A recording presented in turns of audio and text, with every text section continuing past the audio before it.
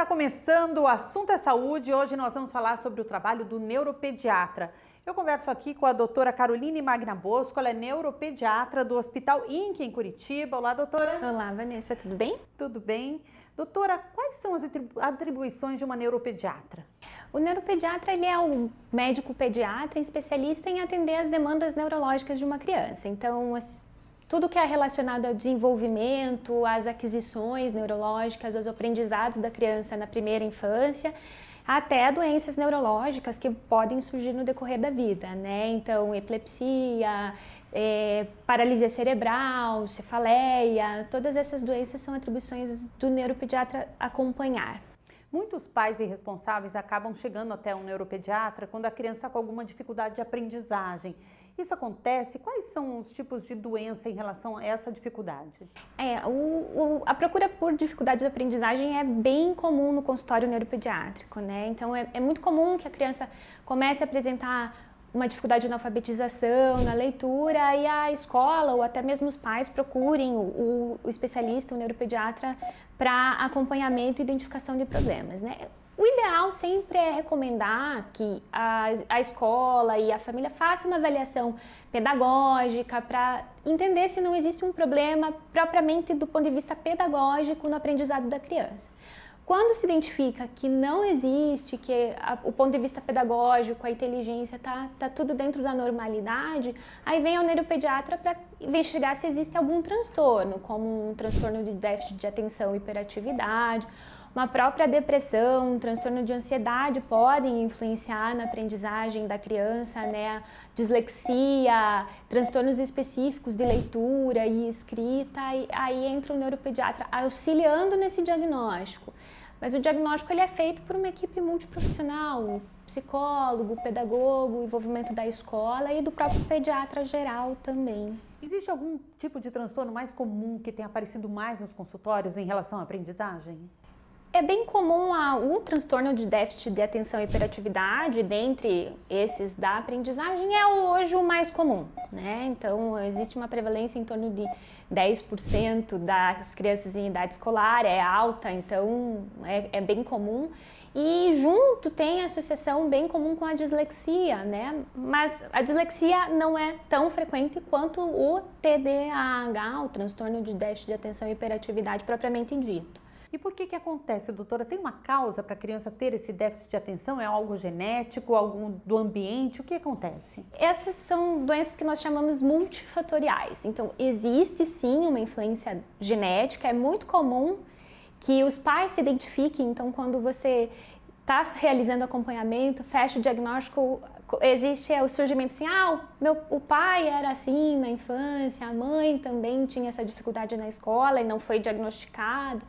Né? É bem comum essa questão familiar, mas também existem fatores ambientais que influenciam, né? Então, assim, qual é o contexto que essa criança está inserida, na escola está recebendo as adaptações que são necessárias, porque são doenças que nós não temos um teste físico, você não identifica nada físico, então algumas a gente pode fazer um exame de imagem, um eletroencefalograma e tudo vai normalmente estar normal, né?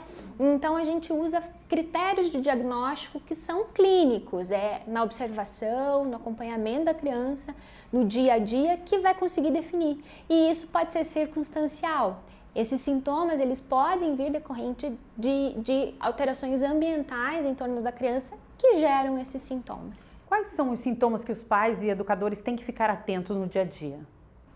Uma criança que é extremamente inquieta, que não consegue focar numa mesma atividade, então assim, se percebe que existe a capacidade intelectual daquele aprendizado, mas ela não consegue ficar sentada por muito tempo numa mesma atividade, mesmo sendo uma atividade prazerosa para ela levanta para importunar os colegas, ou às vezes com a intenção de ajudar os colegas, mas sem pedir permissão, interrompe quando as pessoas estão conversando, não respeita a vez de falar, quer sempre fazer primeiro do que todo mundo, quer sempre estar na frente de todo mundo, né? Isso são sintomas de hiperatividade. Junto tem os critérios de desatenção.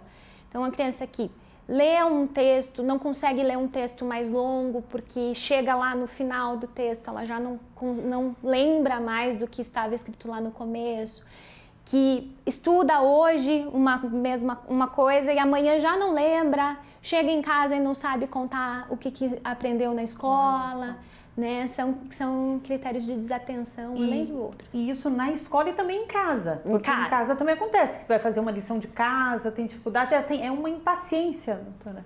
Pode ser resumida dessa forma.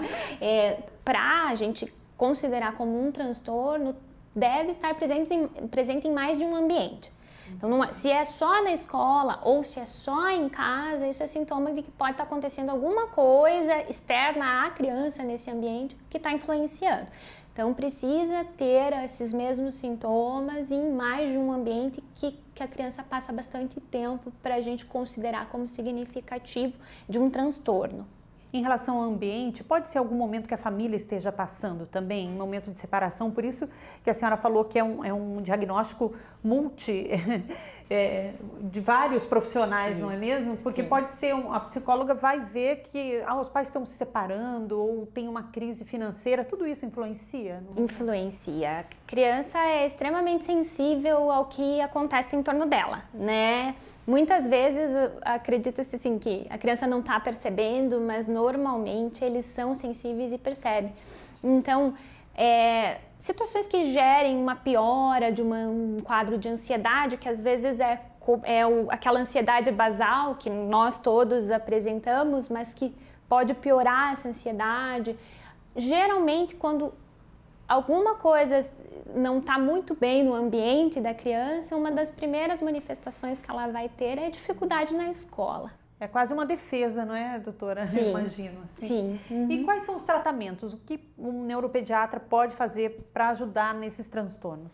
O tratamento ele é basicamente feito por terapia, né? Terapias que auxiliam. Então, a psicologia, né, a terapia com o psicólogo, muitas vezes eles têm alguma dificuldade na fala, fonoarticulatória, então o fonoterapeuta também pode auxiliar, o psicopedagogo, a pedagogia especializada, a sala de recursos multifuncional que a escola vai propiciar, adaptação curricular, essas são a base do tratamento, é isso que vai fazer com que a criança a longo prazo seja capaz de conseguir evoluir no seu processo de aprendizagem.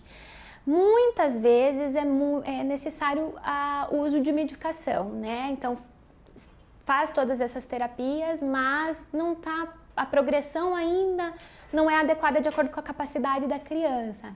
Então, podem entrar medicações que podem auxiliar, diminuir a ansiedade, melhorar os níveis de atenção, mas a medicação é sintomática, é tratamento sintomático, ele não vai resolver esse transtorno, ele não vai, entre aspas, curar o transtorno, né?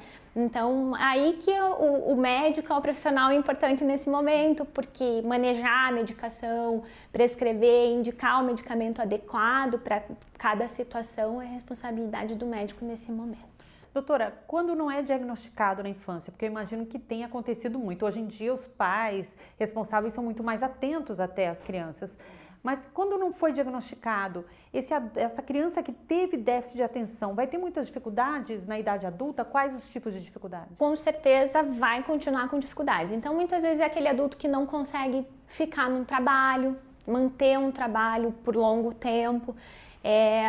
E junto com o fato de não ter recebido um tratamento adequado na infância, com o passar dos anos, vai aumentando a chance de apresentar outros transtornos, principalmente psiquiátricos em associação.